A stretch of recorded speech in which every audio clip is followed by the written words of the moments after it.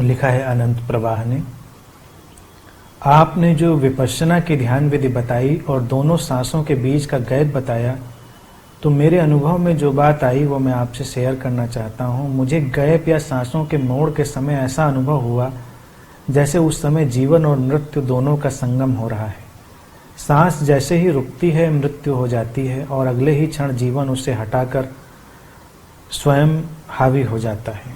आप ध्यान में कहते थे कि ऐसा अनुभव करो जैसे सांसों का नृत्य चल रहा हो।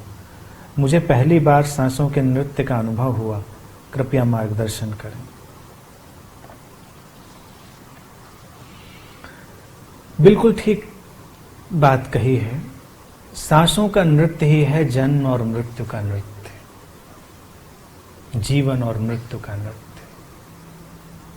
मृत्यु जीवन से विपरीत कहां है? वो तो जीवन के साथ साथ चलती है।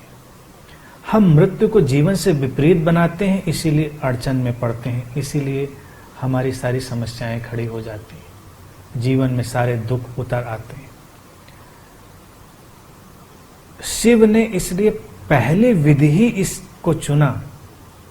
सांस का बाहर जाना मृत्यु है, सांस का भीतर आना जीवन है। बाहर गई सांस बाहर ही चली जाए, ना लौटे तो मृत्यु है, वो लौट आती है। फिर शिव कहते हैं कि लौटती है और जाती है, उन दोनों के बीच एक गैप है। That is your eternal presence, state of being, तुम्हारी चेतना की अवस्था।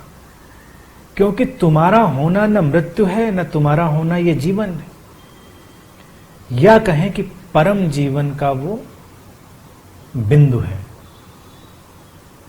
जो मोड़ है या जो गैप है वो परम जीवन का, उसको हम बीइंग भी कह सकते हैं, तुम्हारा ट्रू सेल्फ भी कह सकते हैं, जो कि तुम्हारे जीवन और मृत्यु की अवधारणा से, कॉन्सेप्ट से परे है।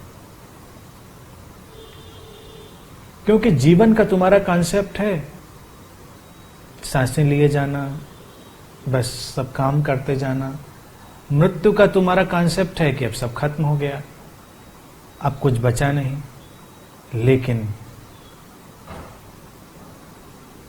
फिर भी तो कुछ बचता है। जो बचता है वो क्या बचता है, उसका अनुभव घटता है दो सांसों के बीच के गैप में या उस मोड़ में। तो ये बिल्कुल ठीक